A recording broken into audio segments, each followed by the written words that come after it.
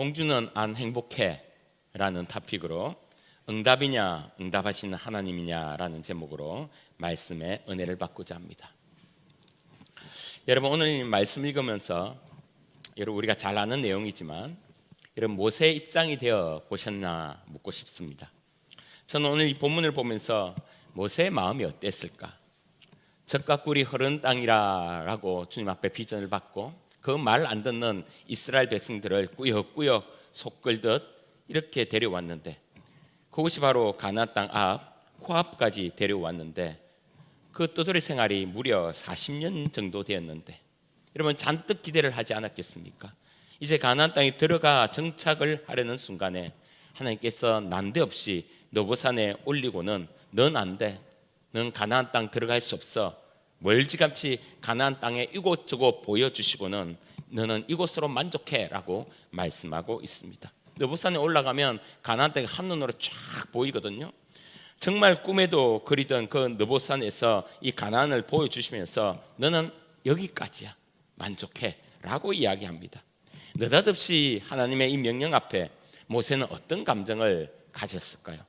여러분, 뭐 이렇게 표현하면 좀 이해가 쉽겠다 싶습니다. 아니, 내가 집 없는 그 세월, 사골세로, 월세로, 또 전세로 주인 눈치 보면서 부동산이 오르락 내리락 스트레스를 팍팍 받으면서 그 세월이 40년이라 허리띠 딱 쪼아매고 남들 나가는 해외여행 한번 제대로 가지 못하고 마트만 가면 그거 얼마 한다고 1,000원짜리 2,000원짜리 좀 더 싼 곳을 찾으려고 이것 잡았다가 저것 잡았다가 그렇게 산 세월이 수십 년인데 이제 겨우 이제 내 집 마련해서 아파트로 들어가게 된 겁니다. 이곳 저것 정말 맞는 가구랑 가전제품을 넣고 마음 편하게 이제 살려고 딱 판을 깔았는데 갑자기 몸이 이상해. 살이 갑자기 10kg가 빠져서 병원에 가니 암이래. 사기 암이래. 여러분, 이제는 더 이상 도시 한복판에 살지 못하고 저 시골에 가서 몸조리하며 살아야 된다는 그런 이야기를 들은 것과 같은 거예요. 지금 느보산의 모세 상황이 이런 게 아닐까? 실컷 정말 말 잘 듣지 않는 그 백성들을 광야에서 그렇게 인도한다고 고생했는데 이제 가나안 땅에 가서 틀을 잡고 정말 떠돌이 유목 생활을 이제 접고 정착을 하려고 하는 이 마당에, 그래서 하나님께 그곳에서 예배드리고 백성들을 잘 다스리고 뭐 이것도 하고 저것도 하고 여러 가지 모세로서 부푼 꿈이 있지 않았겠습니까? 그런데 갑자기 느보산에서 이제 죽으라고 하니 실망하고 아쉽고 이런 하나님의 처분에 원망까지 들지 않았을까?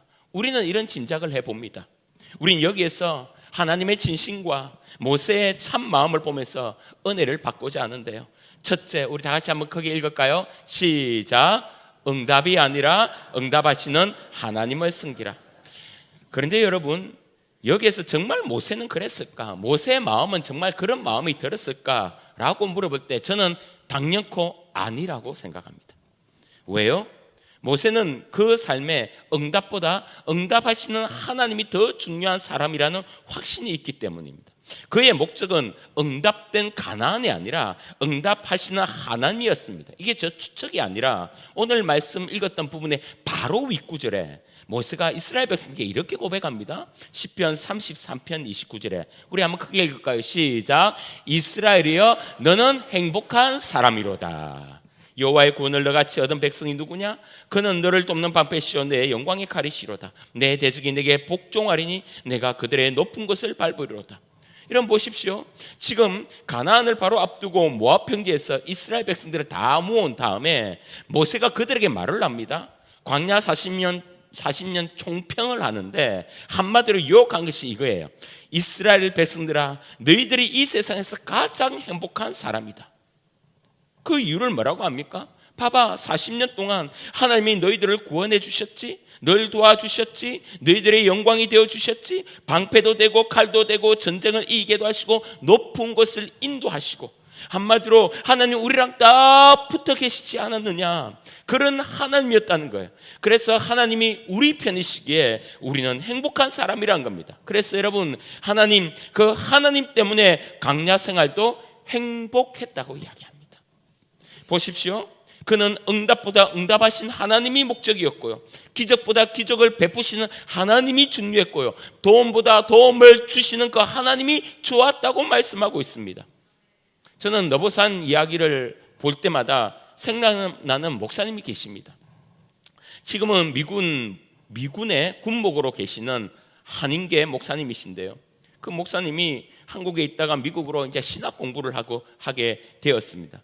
그러니까 그 시간들이 여러분 만만치 않거든요.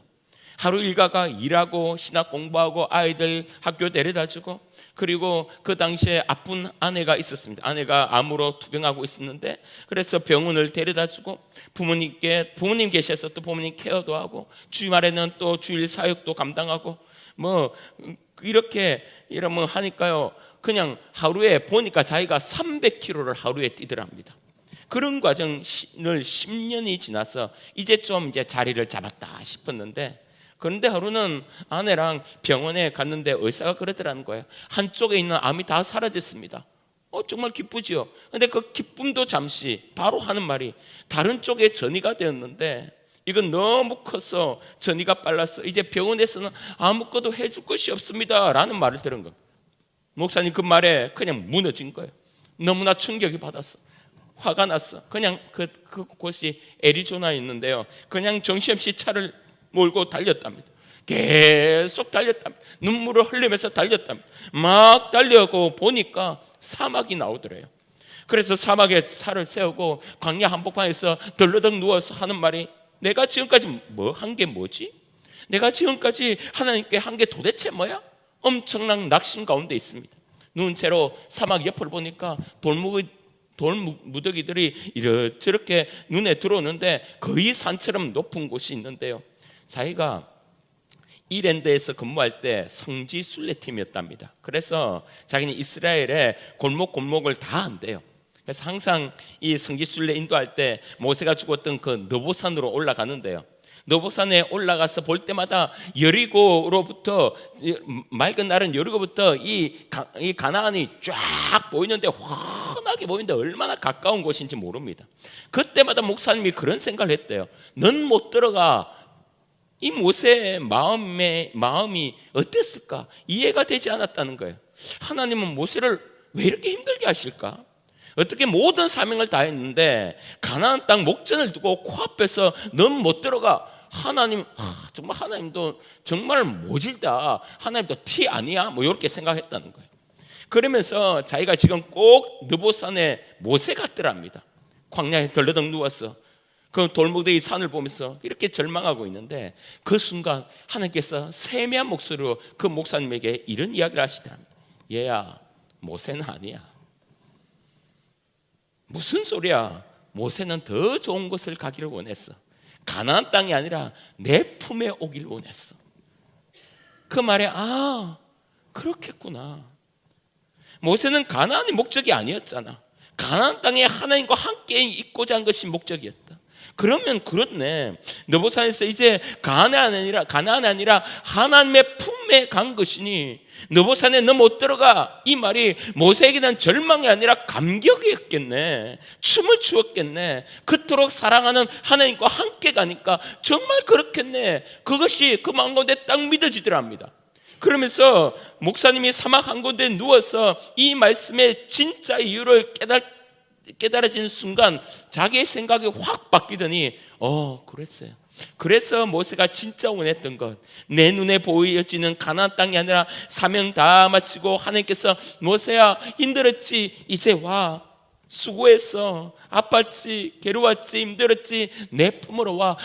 진짜 가나안 땅은 천국이고 하나님의 품이었구나 라는 것이 딱 깨달아졌대. 여러분, 저는 이 이야기를 들으면서 나를 돌아보게 됩니다. 그래, 최 목사, 난 진짜 내가 원하는 게 뭘까? 내가 원하는 게 이 땅일까? 하늘나라일까? 교회인가? 하나님인가? 내가 진짜 원하는 목회인가? 아니면 하나님인가? 정말 주님께서 내 인생 마치고 하나님 품에 들어가서 하나님 저 왔어요 라고 이야기할 때 제 영혼 잘 왔네, 잘 왔어, 고생했어, 이제 영원토록 나랑 함께 있자. 여러분, 이것이 제가 원하는 것이고 제가 바라는 것이고 제가 꿈꾸는 것인데, 여러분 그런 생각이 들더라고요. 그런데 난 왜 이렇게 바쁘지? 뭐 때문에 스트레스를 받지? 무슨 눈치를 보지? 뭘 마음 아파하고 힘들어하지? 여러분들 이 자리에서 여러분도 한번 진지하게 여러분 자신에게 물어보시길 바랍니다. 이 군복 목사님이 그 광야에 누워서 그 순간 하나님이 나의 가정, 나와 내 아내가 결국 세야 될 곳이 바로 하나님 당신이라는 것을 깨닫게 되면서 마음의 정리가 되더랍니다. 그리고는 아내랑 이별 여행을 떠납니다. 이스라엘로. 이스라엘은 자기가 화나니까요. 아내랑 마지막 이별 여행을 하는데 마침 선교팀이 와서 평화 행진을 막 하고 있는데 자연스럽게 자기가 인도를 하게 되었답니다. 작은 골목 다 안내를 하고 마치니까 목사님과 선교사님들이 너무 고마워서 감사하다고 이야기를 하는데 그 부인을 보니까, 아내를 보니까 좀 얼굴이 이상하니까 목사님 왜 그러냐고, 사모님이 왜 얼굴이 이렇게 힘들게 보이냐고 이렇게 하니까 목사님이 이러한 상황 때문에 자기가 여기에 왔다고 이야기를 하니까 목사님과 선교사님들이 우르르 모여서 기도를 해주겠다는 거예요. 그 목사님 입장에서 몇 분 기도해 주겠지 이렇게 생각했는데 그 많은 목사님들이 모여서 무려 30분 동안 땀을 뻘뻘 흘리면서 기도를 열심히 해주더랍니다. 기도가 끝나고 누가 그러더래. 야, 이렇게 기도했는데 안 나오면 안 되지. 그리고는 자기는 그냥 넘겨 기다만 듣지 않았는데 다시 미국 가서 병원에 갑니다. 몇 개월 안 남았으니까요. 의사가 묻더래요. 어디 다녀오셨어요? 가족여행 갔습니다. 뭘 드셨어요? 이것저것 먹었습니다. 혹시 무슨 약을 드셨습니까? 저는 진통제밖에 드린 것이 없는데 그런 거 없습니다. 그런데 왜 암덩어리가 안 보이죠? 대체 어디를 가셨기에? 아니 몇 주 전만 해도 그렇게 많고 크던 암덩어리가 하나도 없습니다. 여러분, 목사님이 뭘 깨달았냐면요, 하나님 우리 아내를 치유하시기로 이미 작정은 하셨구나. 그런데 내가 응답보다 응답하시는 하나님을 잊지 말라고, 그 노보산의 비밀을 깨닫게 해주시려고 하나님이 역사하셨구나. 그래서 그는 고쳐지는 기적보다 고치는 하나님께 방점이 찍혔습니다. 그의 삶의 목적은 하나님이었다는 것을 다시 한번 확인하게 되었습니다. 여러분, 내가 원하고 내가 정말 소중히 여기는 것이 뭡니까? 응답입니까? 응답을 주시는 하나님이십니까? 결국 내 소망, 내 관역은 결국 어디에 있어야 됩니까? 하나님이시죠. 할렐루야. 우리의 마지막은 우리가 죽고 부활하며 만날 하나님, 예수님 앞에 서는 것이 우리의 마지막이며 우리의 목적이며 우리의 소망 아니겠습니까? 여러분, 신앙생활을 하면서 하나님 목적이 아니라 하나님이 주신 것이 목적이 되면 우리는 하나님의 이름을 부르면서 까딱 잘못하면 십자가를 세워놓고 그 앞에서 우상 숭배를 하며 살아갈 수 있는 모습이 우리의 모습이 된다는 것이죠. 여러분, 신앙생활 속에 이 구분이 분명치 않으면, 이 경계선이 무너지면 우리는 신앙생활을 하면서 늘 일희일비합니다. 응답되면 하나님 나를 사랑하시네, 하나님은 살아계시네, 이러다가 응답되지 않으면 하나님 날 미워하시나? 하나님 진짜 살아계셔? 여러분은 응답을 자랑하세요? 아니면 응답하시는 하나님을 자랑하세요? 우리가 잘못해서 이 응답의 포인트를 맞추는 순간, 우리는 응답 올 때는요, 길을 갈 때 어딜 갈 때 막 붕 떠서 이렇게 막 하늘 나르고 구름 위를 사는 것처럼 막 그렇게 살다가 응답이 내 생각 가운데 뚝 끊어졌다 생각하면요, 사정없이 꼬라박아 절망하는 인생을 살게 되는 거예요. 그러나 하나님 우리의 삶의 목적이 되면 내가 응답이 안 온다고 생각하는 그 자체도 하나님의 응답을 믿고 기다리는 넉넉한 믿음이 생기는 것입니다. 90이 넘은 훌쩍 넘은 은퇴 목사님이 이런 이야기를 하대요. 하나님이 나에게 모든 걸 응답하셨다. 그러나 그 응답 속에는 응답하지 않으신 기도도 참 많다. 그러나 그것 또한 하나님의 응답임을 믿으니 모든 것이 은혜였다. 여러분, 그런 의미에서 지금 이 지구상에 응답보다 하나님 그분 자체를 목적으로 믿는 나라가 어딜까요? 이 경계선이 분명하고 이 목적이 분명한 나라가 어딜까요? 저는 단연코 북한이라고 생각합니다. 북한 안에 있는 성도는 기본적으로 하나님 목적이 아니면 신앙생활 자체가 불가능한 나라이기 때문입니다. 어느 노세한 탈북하신 목사님이 이렇게 고백을 하더라고요. 북한 성도들의 현실 속에 그들이 어떻게 예배드린지를 그 현장을 이야기하는데, 북한 성도들은요, 예배를 드릴 때 가장 먼저 하는 행동이 첫 번째가 있답니다. 그게 뭐냐? 그들은 각각 집에서 예배를 드리거든요. 뭐 드러내지 못하니까 가정교회 이 예배를 드리는데, 그 행동이 뭐냐면요, 방 안에 걸려있는 김일성, 김정일, 김정은 사진을 다 떼갖고 그 중간에서 그 사진을 다 엎는답니다. 다 엎고는, 그리고는 예배를 시작한다는 거예요. 그 고백이 뭡니까? 왜 그렇게 합니까? 하나님께 예배 드리는데 이들의 사진이 걸려 있을 수 없다는 것이죠. 왜 그럴까? 김일성, 너는 나의 왕이 아니야. 김정일, 너는 나의 주인이 아니야. 김정은, 너는 나의 주인이 아니야. 오직 경배 받으실 분은 하나님밖에 없어. 라는 이 믿음의 고백인 거예요. 여러분, 이것이 북한에서의 신앙 고백 아니겠습니까? 우리가 사도신경을 왜 우리가 예배 때마다 먼저 외우는 것이, 고백하는 것이, 그 이유가 뭐죠? 초대교회 때는 누가 나를 꼬질렀지, 누가 믿지 않음에도 불구하고 믿는 척하고 이 자리에 오는지 알 수가 없는 거예요. 그게 드러나면 그 로마의 엄청난 핍박 가운데 몰살을 당하니 이게 두려워서 예배드리는 게 만만치 않은 것입니다. 그래서 여러분, 사실은요, 사도신경은요, 눈을 벌겋게 뜨고요, 사람 곳곳 서로 고백을 하면서 입들을 서로가 서로를 보면서 고백하는 거예요. 전능하사 천지를 만드신 하나님을 믿사오며, 이렇게 해요. 왜요? 저들이 저기 고백하는지 고백하지 않는지 서로가 서로를 확인합니다. 왜요? 그 고백으로 하나님 앞에 영광 돌릴 뿐만 아니라 서로가 서로를 신뢰하는 믿음의 공동체를 확인하는 것이니까요. 그래서 죽으면 죽으리라, 김일성, 김정일, 김정은 그 사진을 엎어놓고 그것 거부하고 생명이신 하나님께 경배하는 거예요. 여러분, 이게 예배라는 것입니다. 이게 진짜 예배예요. 그들은 응답을 주시는 하나님 목적이 아닙니다. 그들은 하나님을 믿는 것입니다. 응답은 지금 내게 필요하면 주님이 주실 것이고, 필요하지 않으면 안 주실 것이고, 그래서 먼기 계기 마감 살전이 가능한 것이고요. 지금 그들이 드린 예배는 그 예배 한 번으로 생명을 걸고 드려진 예배입니다. 그래서 하나님 목적이 아니면요, 드릴 수 없는 예배가 매주 북한에서는 이루어지고 있는 것입니다.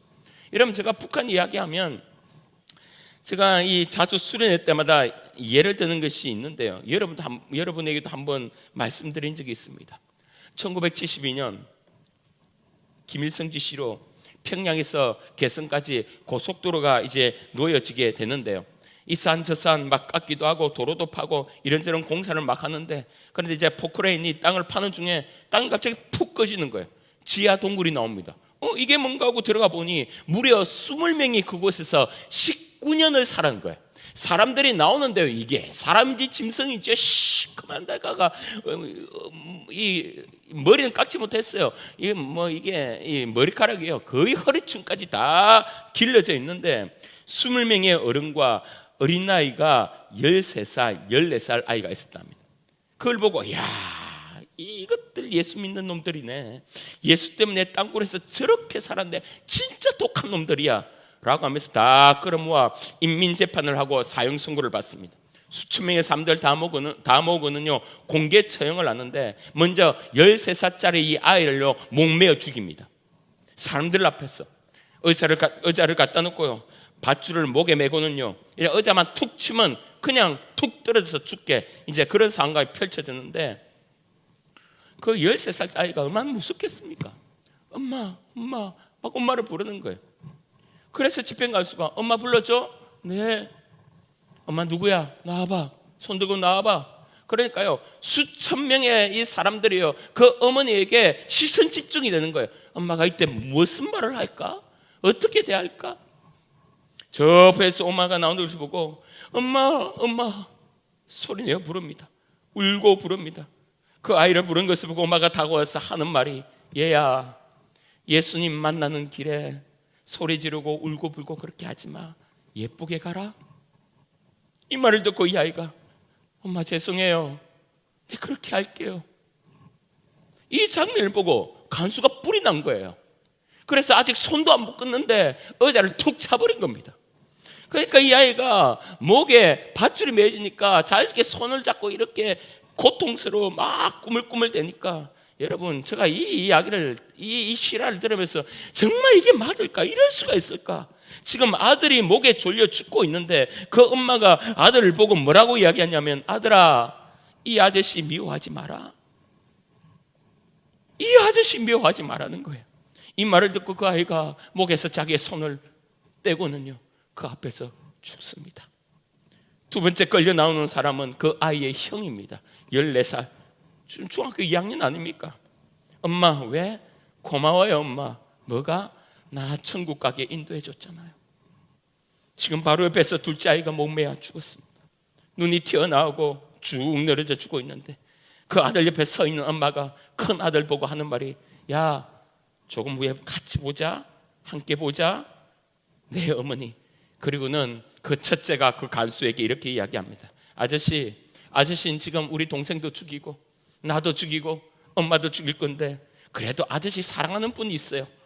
이 말에 멋쩍은 간수가 누군데? 예수님요. 예수님이 그래요. 여러분, 하나님 목적이 아니면 지금 무슨 소설 쓰는 것도 아니고 이게 실제로 일어난 일입니까? 세 번째 끌려 나온 사람은 그들을 목양했던 김태용 목사님입니다. 벌거벗었어요.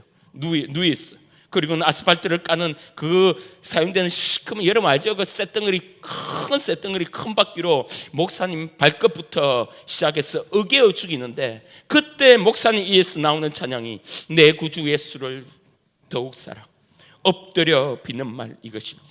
내 진정 소원은 내 구주 예수를 더욱 사랑, 더욱 사랑. 여러분, 이들이 믿는 예수, 이들은 예수 믿는 목적이 뭘까요? 이 땅의 응답일까요? 아니면 예수님 그분일까요? 날 위해 십자가에 지신 그 예수님이 진짜 목적이 아닐까요? 너무너무 분명하지 않습니까? 북한 성도들의 신앙과 이 모세의 신앙, 여러분, 하나님의 품, 그것이 그들의 목적이에요. 제가 천국에서 모세랑 북한 성도들이랑 정말 짝짝꿍 잘 되겠다, 저는 그거 생각했습니다. 그리고는 여러분, 전 이 대한민국 성도들이 너무 헷갈리는 거예요. 신앙의 목적이 뭔가? 예수 그리스도를 믿는 목적이 뭔가? 응답인가? 응답하시는 하나님인가? 북한에서는, 이 너모산에서는 안 헷갈렸던 이것들이 여기에서는, 한국 땅에서는, 우리 교회에서는 왜 이리 헷갈릴까? 도리어 믿지 않는 불신자들이 우리를 보고 예수 믿는 꼴을 좀 봐라, 진짜 믿는데 어떻게 저렇게 사나 조롱하고 있는 이 한국 교회 이 마당. 여러분, 제가 이 부분을 들으면서 나도 모르게 무슨 말이 나온지 압니까? 이 목사님 정말 부럽다. 어떻게 저렇게 목회를 했을까? 여러분, 가재는 개편이라고 그 아이들 죽는 그 장면도 있지만요, 저 가운데 더 와닿는 것이 그 땅굴에서 19년간 목회를 했는데 어떻게 목회를 했으면 성도들을 저렇게 정말 주님만 바라보고 살아갈 수 있도록 만드나. 그리고는 저를 보는 거예요. 저를 한번 보았던 거예요. 저의 모습을 한번 본 거예요. 주일날 오늘같이 추위가 오면, 감기가 유행하면, 이렇게 매서운 추위가 있고 감기가 여러분 유행하면 교회 안 오는 사람들도 꽤 많을 건데, 또 주일이 너무 화창하고 날씨가 좋으면, 이렇게 화창하면 오늘 놀러가서 교회에 참석하지 않은 성도들이 있을 건데, 교회에서 조금만 인상이 안 좋고 인상이 좀 좋지 않은 성도들이 왔다 갔다 하면요, 저 마음이 쿵 내리앉는 거예요. 무슨 일이 있나? 어떤 성도랑 싸웠나? 집에 사고가 났나? 저러다가 신앙 놓치면 안 되는데. 설교 중에 어쩔 땐 제가 이 여자들에게 야단치는 설교도 하지 않습니까? 설교하고 나서 여러분 목양실에 탁 올라가서 내가 좀 너무했나? 김 지사가 오해하면 안 되는데, 하나의 마음과 정말 이 목사의 마음을 알아야 되는데, 여러분 죄송하지만 제가 이렇게 목회를 하고 있으니 이것이 하나님의 목적이 아닌, 하나님의 목적이, 하나님이 목적이고 하나님의 응답의 목적이 아닌 내가 그런 목회를 내가 하고 있는가? 여러분, 이것이 한국교회 현실 아닙니까? 여러분, 전 북한 성도들이 그 땅굴에서요 한 번도 싸우지 않았다고 생각하지 않습니다. 서로 간에 무조건 사랑에 겨워서 정말 늘 잔치집을 살았다고, 저는 그 땅굴에서 그렇게 살았다고는 생각하지 않습니다. 힘들어 했을 것입니다. 그렇지 않으면 신이죠. 그게 무슨 인간이겠습니까? 그런데 분명한 것은 그들의 삶의 목적은 하나님이셨다는 거예요. 예수님이셨다는 거예요. 저는 그게 부러워요.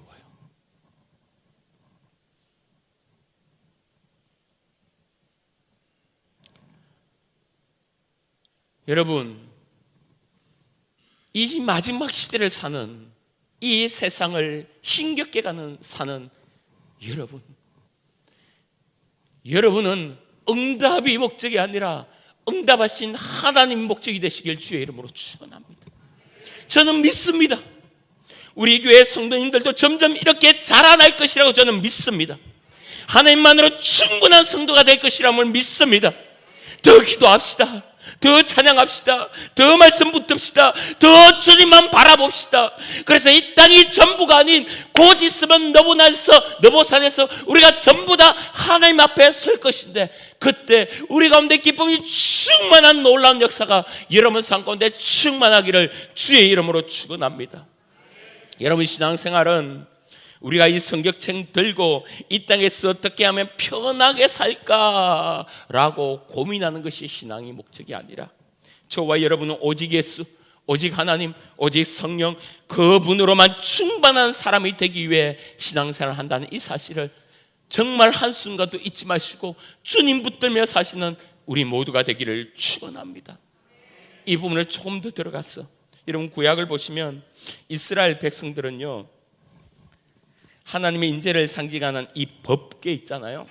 이 법궤를 두고 이 신앙의 경계선이 오락가락했습니다.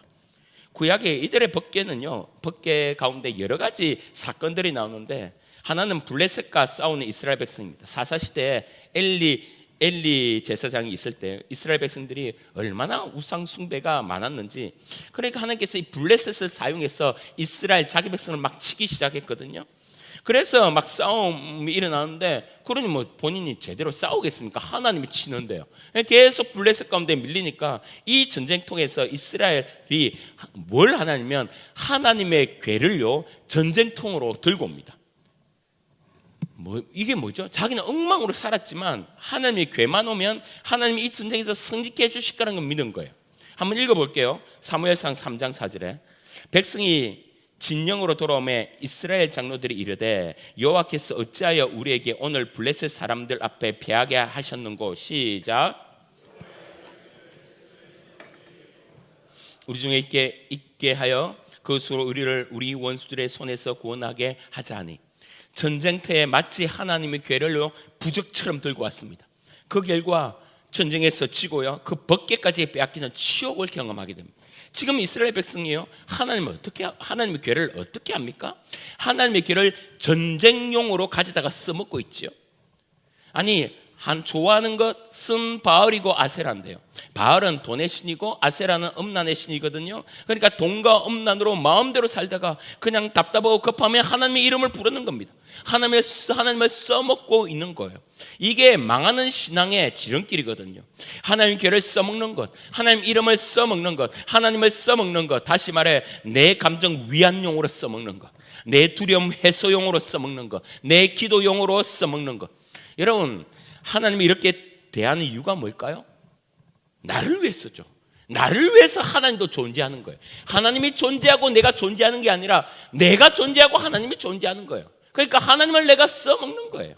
그런데 여러분, 이와 반대로 여호수아도 하나님의 궤를 찾는데요, 그가 작은 아이성에 패할 때 엘리 제사사와는 완전 다른 판으로 벌어집니다. 여호수아 7장 6절입니다.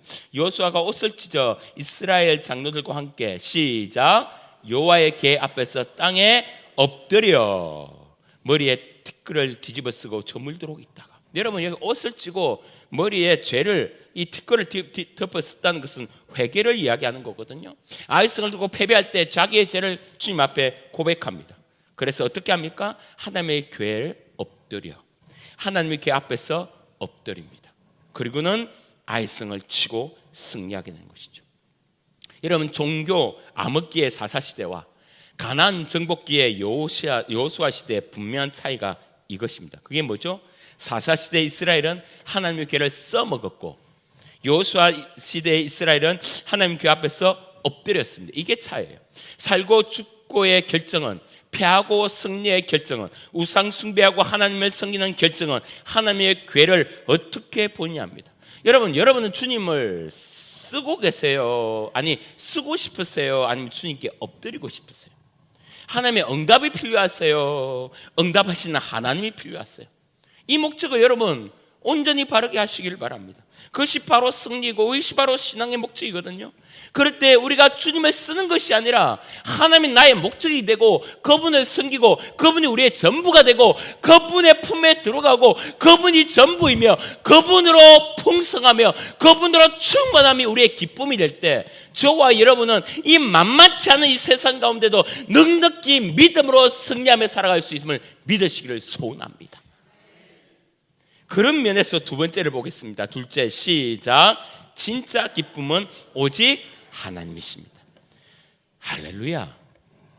우리 느보산에서 모세가 억울하게 죽는 것이 아니라 하나님 품으로 들어갔다는 사실을 살펴보았습니다. 그 이유가 뭐라고 했습니까? 모세는 하나님과의 교제한 시간이 너무 좋았다는 거예요. 거기에 행복했다는 겁니다. 비록 강야했지만, 비록 물이 없었지만, 비록 더위와 추위로 고생했지만, 비록 매번 이사를 했지만, 비록 전쟁도 일어났고, 비록 주님께 혼날 때도 있었지만, 그 모든 것이 하나님의 교제의 시간이었기 때문에 어땠다고요? 한번 불공시 한 번 더 읽어볼까요? 신명기 33장 29절 시작. 이스라엘이여 너는 행복한 사람이로다. 할렐루야. 여러분, 비록 지금 여러분이 힘들고요, 비록 기도의 제목이 많고요, 비록 이런 아픈 사람도 있고요, 비록 저번 주에 여러분 눈물로 보냈던 사람들이 있고요, 비록 가정에 갑자기 문제가 터지고 여러 가지 어려운 가운데 비록 여러 가운데 있을지라도 오늘 주님께서 여러분에게 말씀하시는 것이 뭡니까? 너희들이여, 대구 천국의 성도들이여, 너는 행복한 사람이로다. 왜? 주님이 나의 아버지시니까요. 하나님, 당신 때문에 나는 행복했습니다. 당신은 나의 기쁨입니다. 이것이 모세의 고백이거든요. 여러분, 그런데 사탄은 이 기쁨과 행복을 자꾸 속여요. 야야, 그 세상 것도 그 정도 해. 뭐 더 짜릿한 것도 있어. 여러분, 세상은 이 기쁨과 행복을 속여요. 그래서 세상은 우리를 어떻게 속이냐면 너가 최고가 되는 것이 중요하다는 거예요. 너가 최고가 될 때 그때 행복과 기쁨은 따라온다라고 거짓으로 우리를 속입니다. 그래서 우리가 원하는 게 뭡니까? 세상에서 소위 왕자가 되고 공주가 되기를 원하지 않습니까? 그래서 보세요, 우리 아이들에게요 보여준 게 뭡니까? 우리가 동화가 뭡니까? 여러분, 영화가 뭡니까? 다 왕자 되는 거고 공주 되는 거. 여러분, 어릴 때부터 우리가 다 그거 보고 좋아했지 않습니까? 그것이 이 가치관이 그대로 쫙 흘러내려오는 거거든요. 여러분, 세상에서 내가 공주만 되면 행복해질 거라고 여기고요, 왕자만 되면 내가 행복해질 거라고 여깁니다. 이것이 마귀가 주는 세상의 로망이거든요. 이런 기사를 최근 보았습니다. 제목이 이래요.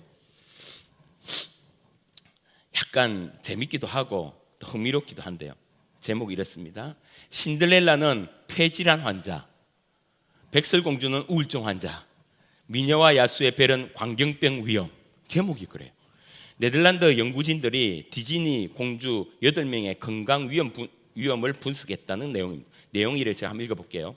동화 속에서 완벽하고 우아한 모습으로 그려지는 디즈니의 공주들의 건강 문제를 분석한 흥미로운 연구 결과를 발표했다. 네덜란드 트벤트 대학 연구팀은 의학저널 브리티시 메디컬 저널에서 대표적인 디즈니 공주 8명을 대상으로 건강 위험 분석을 했는데 공주들의 화려한 삶에는 다양한 현실적인 문제들이 숨어 있다는 것을 밝혔다. 여러분, 참 흥미롭지 않습니까? 그래서 8명을 이렇게 쫙 조사를 했어요. 신데렐라, 백설공주, 자스민 공주, 이 사람은 누군지 모르겠고, 미녀와 야수벨, 포카손타스, 이 또 누구죠? 그 다음에 오로라 공주, 뮬란, 라푼젤, 머리 긴 여자 있잖아요. 이건 저는 몰랐는데 애들 키우면서 제가 라푼젤을 알았어요.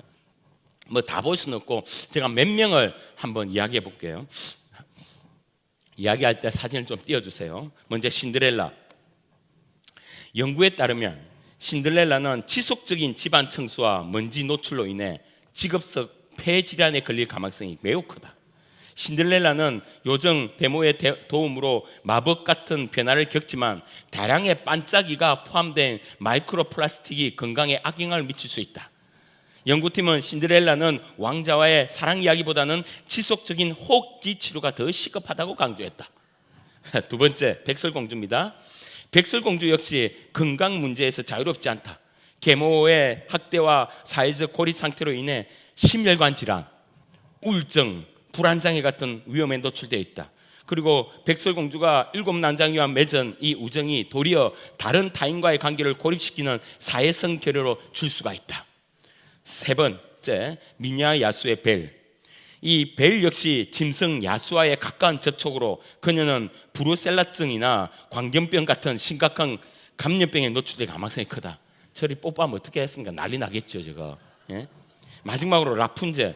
이 라푼젤 공주는 긴 머리로 인해 발생할 수 있는 신체적 문제에서 자유롭지 않다. 머리를 로프처럼 사용하는 과정에서 두피에 지속적인 압박을 받아. 이러면 이래갖고 저기 뭐 이렇게 보면 그런 거 있어요. 오늘 잘 모르겠으면 동화 한번 보세요. 이렇게 머리를 내서 왔다 갔다 하고 왕자도 그 머리 붙잡고 올라오고 난리가 납니다. 지속적인 압박을 받아 두피 통증과 두통이 나타날 수 있으며 장기적으로는 영구적인 탈모로 이어질 수 있다. 긴 머리로 목 디스크가 심할 것이며 잘못되면 하반신 마비의 위험성이 있다. 그리고 결론적으로 이렇게 이야기합니다. 이 트렌트 대학 연구팀은 디즈니가 단순히 공주들의 이야기를 이상적인 사랑과 꿈으로 포장하는 데서 그치지 말고 이들이 겪을 수 있는 건강 문제를 해결하기 위한 방안을 모색해야 한다고 제안했다. 여러분, 참 재미있는 관점이고 분석이죠. 이 8명의 공주를 이렇게 다 분석했는데 저는 이걸 보면서요, 제가 나이가 좀 많아서 그런지 아니면 세상에 때가 많이 묻은지 모르지만 이게 더 사실적인 것처럼 느껴집니다. 여러분, 그렇지 않습니까? 분명히 라푼젤은요, 목 디스크 있을 거예요.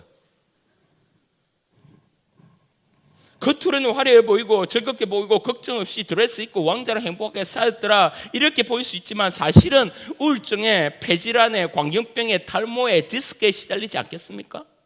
여러분, 이것이 세상이 그토록 요구하고 원하는 기쁨의 현주소인 거예요. 그 기쁨은 진짜가 아니라는 거예요. 조금만 들어가면 겉으로는 화려하지만 정말 자기 혼자 있을 때는 그 외로움에 두려움에 질병에 비교의식에 죄책감에 약을 털어먹지 않고는 잠을 잘 수 없는 그런 비참한 삶을 살아가고 있을 거라고, 그것이 현실이란 거예요. 이게 진짜 팔공주를 로망하는 세상이 사는 우리의 삶이 아닐까요? 사탄과 마귀는 오늘도 우리를 속입니다. 공주만 되면 기쁘고 행복할 거라는 거예요. 왕자만 되면 바랄 것이 없이 만족할 거라는 거예요. 그런데 보이지 않는 수많은 문제들을 싹 가려놓고는 우리를 끊임없이 속이고 쏘이고 그 생상판에 우리가 들어가도록 만드는 겁니다. 성경은요, 우리에게 본질을 이야기합니다. 인간은 하나님의 형상, 하나님의 훅 부는 그 생기로, 그러니까 하나님이라는 재료로 우리는 만들어졌습니다. 믿으십니까? 예. 그래서요, 우리는 죄로 통해서 하나님이 그 죄와 함께 있을 수 없어서 쑥 떠나버리는 그 하나님의 빈자리, 이 빈자리에 하나님으로 다시 채우지 않으면 우리는 절대 완성되지 않고 만족되지 않고 기쁨을 누릴 수 없는 것이죠. 그래서 그곳을 돈이든 인기든 권세든 힘이든 건강이든 외모든 안 된다는 거예요. 공주로는 안 된다는 거예요. 왕자로는 택도 없다는 거예요. 그곳에는 오직 하나님이어야 된다는 거예요. 오늘 그것이 모세가 말한 것 아닙니까? 광야 생활 40년 괜찮다, 우리는 행복했다. 왜? 우리의 빈 곳에 주님이 계셨으니, 하나님이 계셨으니 너는 행복한 자로다. 여러분, 성도는 하나님으로 채워진 인생입니다. 하나님으로 채워야만 기쁨과 감사의 삶이 완성될 수 있는 것입니다. 말씀을 맺을게요. 이 하나님, 그분을 믿는 우리가 참 기쁨과 행복을 누릴 수 있는 자들이라고 배웠는데, 여러분, 그런 이 구성원들이, 성도들이 모인 것이 바로 교회 아닙니까? 그럼 여러분, 이 비록 교회는요, 찢고 뽑고 힘들어도 광야 생활하는 것 같아도요, 기본적으로 교회는요, 기쁨의 공동체입니다. 할렐루야. 교회에서 기뻐야 돼요. 교회는 인상 쓰면 안 돼요. 교회는요, 밝아야 돼요. 왜? 우리 가운데 주님이 계신 곳이니까. 그래서 현상은 어렵고 힘든 부분이 있지요. 마음에 안 드는 사람도 있지요. 이상한 말투를 하는 사람도 있지요. 머리 스타일 정말 볼 때마다 짜증나는 사람 있지요. 그런데 여러분, 괜찮아요. 그 가운데 주님이 이곳에서 주님이 왕이시니까요. 그래서 교회만이 희망이라는 거예요. 제가 그래서 교회 속에 기쁨을 어떻게 유지하느냐, 제가 하나 이야기 드릴게요. 어느 교회 찬양대가 있었습니다. 그런데 이 찬양대 유독 목소리가 큰 찬양대원이 한 명 있었는데요. 찬양을 부를 때마다 목소리가 얼마나 목소리가 튀어나오는지. 문제는 목소리만 큰 게 아니라 음정도 못 맞추는 음치고요, 박자도 못 맞추는 박치인 거예요. 그러니까 주변에 이 찬양대원들이 함께 부르면요, 자기도 모르게 그 사람 따라가는 거예요. 그러니까 너무 힘든 겁니다. 그러니까 음정, 박자, 엉망이. 그래서 어쩔 수 없이 이 지휘자가 그 대원에, 그 목소리 큰 대원에게 가서 이야기하면 얼마나 좋겠어요.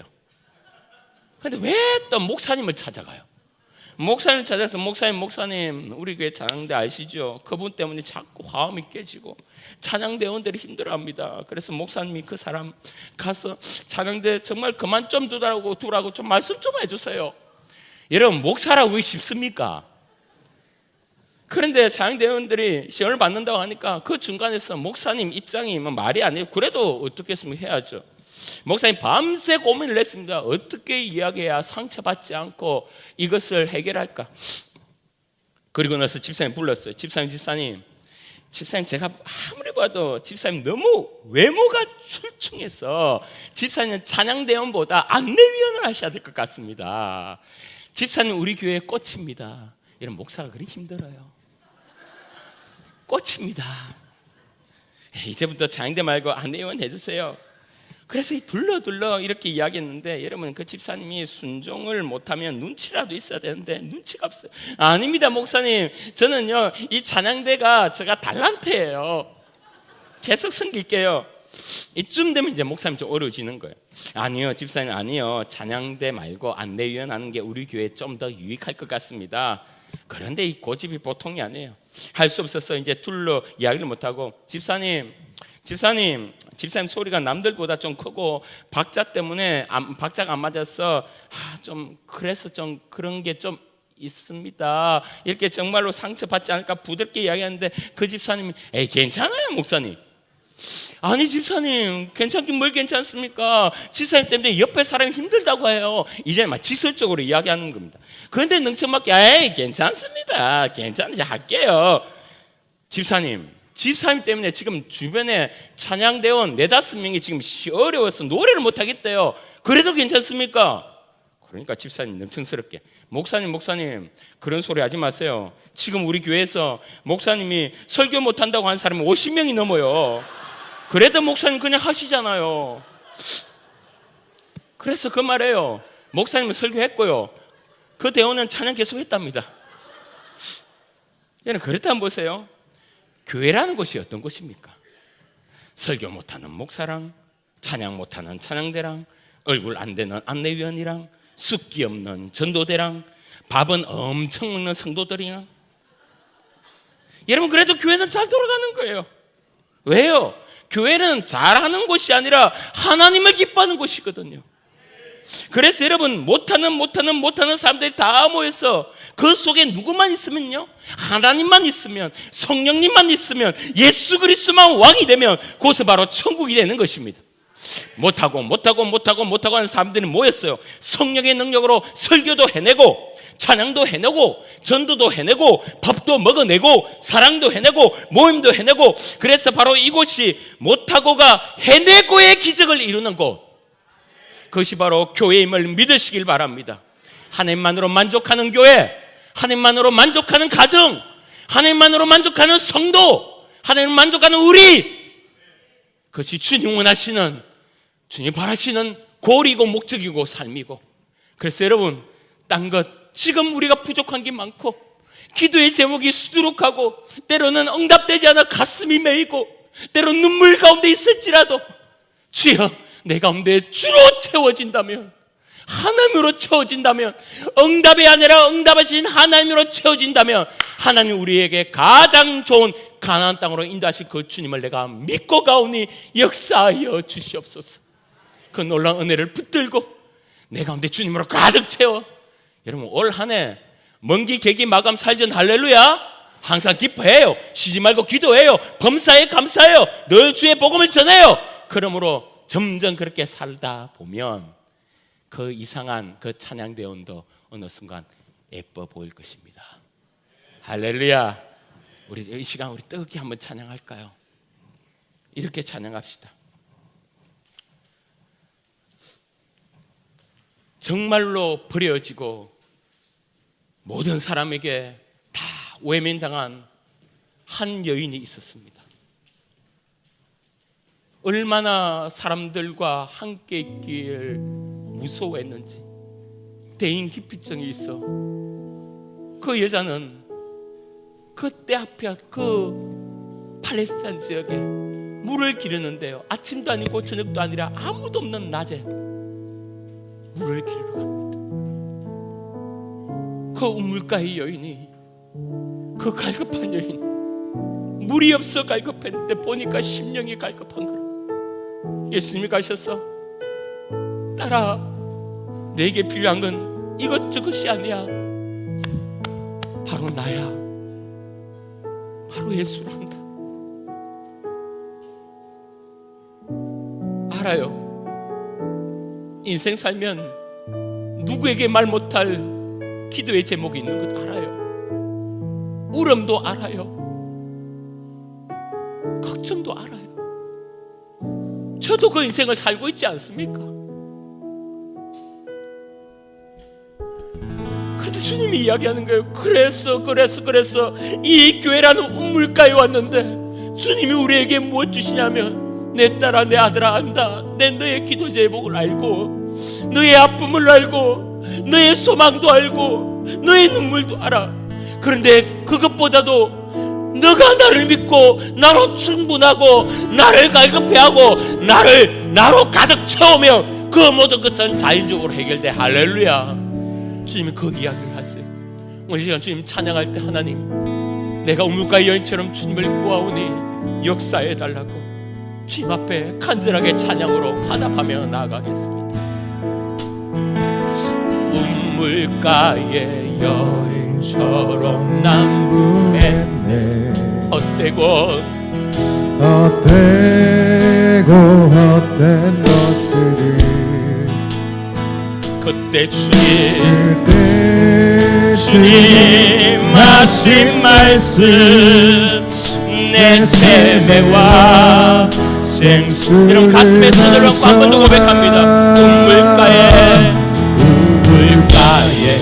여인처럼 난 구했네. 헛된 것들을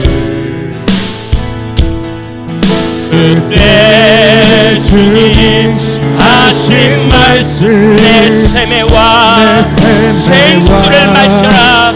아멘. 여러분 간절히 주님을 찾으세요. 오 주님 채우소서. 나의 잔을 높이 듭니다. 하늘 양식 내게 채워주소서. 넘치도록 채워주소서.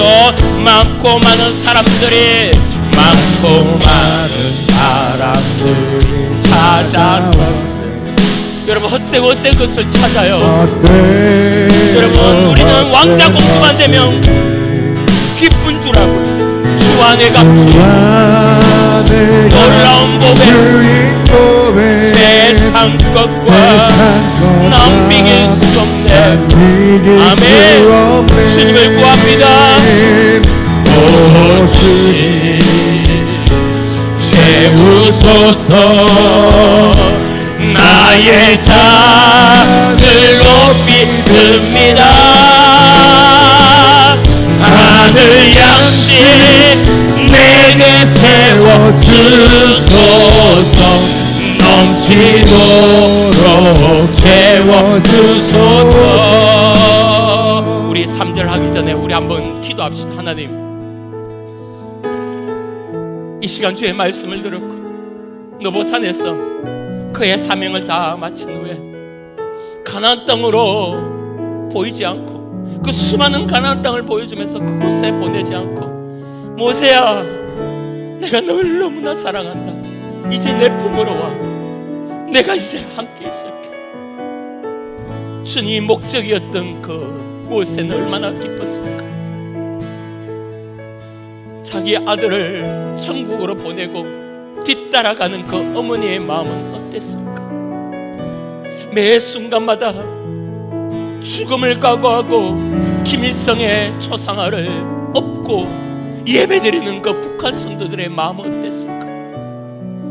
여러분, 이 시간 여러분, 우리가 자꾸 경계선이 희미해지면 안 돼요. 주님은 우리에게 응답 주실 것입니다. 할렐루야. 가장 좋은 것을 주실 것입니다. 할렐루야. 여러분을 취해 주실 것입니다. 할렐루야. 여러분을 채워 주실 것입니다. 할렐루야. 그러나 그것이 먼저가 되면 망한다고요. 그게 우리는 주님을 먼저 채워야 돼요. 하나님, 내가 주님을 채우기로 합니다. 하나님이 나의 삶의 전부가 되기로 합니다. 내가 주님으로 기뻐하기로 합니다. 우리의 가정이 그렇게 되게 하시고 나의 자녀들이 그렇게 되게 하시고 주여 우리 교회가 그렇게 되며 한국이 그렇게 되기로 합니다. 우리가 같이 한번 주여 부르고 기도합니다. 주여 주여 주여. 주님만이 나의 인생에 필요합니다. 아버지, 주님은 나의 인생의 전부임을 고백합니다. 아버지, 내게 오셔서 나에게 찾아가여 주시고 주로 채워 역사하여 주시옵소서. 세상은 거짓 기쁨으로, 세상 우리에게 공주로 살아라, 왕자로 살아라, 그가 최고라고 이야기하며 끊임없이 우리 거짓으로 부추겨 우리를 속이며 끊임없이 불행하며 살도록 만들지만 오늘 주의 말씀을 붙들고 아버지 주의 복음을 붙들고 아버지 주의 우리의 삶의 전부를 깨닫고 주 앞에 나가오니 아버지 응답하시는 하나님보다 아버지 응답보다 나가지 하나님을 아버지 함께 나가는 믿음의 사람 될 수 있도록 인도하여 주시옵소서. 성령이여 아버지여 도우시옵소서. 성령 하나님이여 인도하여 주시옵소서. 성령이여 도우시고 말씀하여 주시옵소서. 하늘 양식 내게 채워 주소서. 넘치도록 내 친구여 거기서 돌아오라. 내 친구여 거기서 돌아오라. 내 주의 넓은 품으로 넓은 품으로 우리 주님 너를 반겨. 우리 주님 너를 반겨. 넓은 품에 안아주시니 할렐루야. 간절하게 찬양합니다. 오 주님 채우소서. 나의 산을 높이 듭니다. 하늘 양식 내게 채워 주소서. 넘치도록 채워 주소서. 사랑의 주님, 오늘 우리에게 그 모세의 감격을 가르쳐 주신 주, 이 세상에 어떤 그 무엇도 하나님 품보다 포근하지도 않고 기쁘지도 않고 자유롭지도 않음을 고백합니다. 사랑해 주님, 우리 대구 중국의 주의 아들 딸들에게 은혜 위에 은혜를 다하여 주셨습니다. 응답보다 응답하신 하나님, 기적보다 기적을 베푸신 하나님, 그 하나님을 바라며 승리하는 우리 모두에게 인도하여 주시옵소서. 주님이 없으면 우리의 기쁨은 다 가짜이며 허울 좋은 주여, 세상은 우리 보고 공주되라, 왕자되라, 저 높은 곳으로 가면 너에게 기쁨이 있을 거라고 속이고 또 속이지만 그것이 아니라 우리 가운데 주님으로 채워질 때 참 기쁨과 소망이 있음을 깨닫고 말씀해 주시니 감사합니다. 오늘 주님 딱 모시고 올 한해도 믿음으로 승리하는 주의 아들 딸 되도록 인도하여 주시옵소서. 감사드립니다. 오늘도 귀한 헌금 드렸습니다. 쓰이는 곳곳에 역사하시고 주여 믿음으로 헌금한 주의 아들 딸들에게 놀라운 주님의 간섭하시소서. 그의 직장과 그의 일터와 그의 사업과 그의 모든 가게 가운데 하나님의 역사 있게 하여 주시고 특별히 사랑하는 자녀들 축복하여 주시사 주님 건강 지키시고 가는 모든 발걸음 갈 때마다 하나님의 놀라운 비전이 이루어질 수 있도록 인도하여 주시옵소서. 아픈 자들 있습니다. 하나님 그들에게 성령으로 어루만져 주시사 깨끗하게 낫고 하나님 앞에 영광 돌리는 믿음의 자들 되게 인도하여 주시옵소서. 예수님 이름으로 기도합니다. 아멘.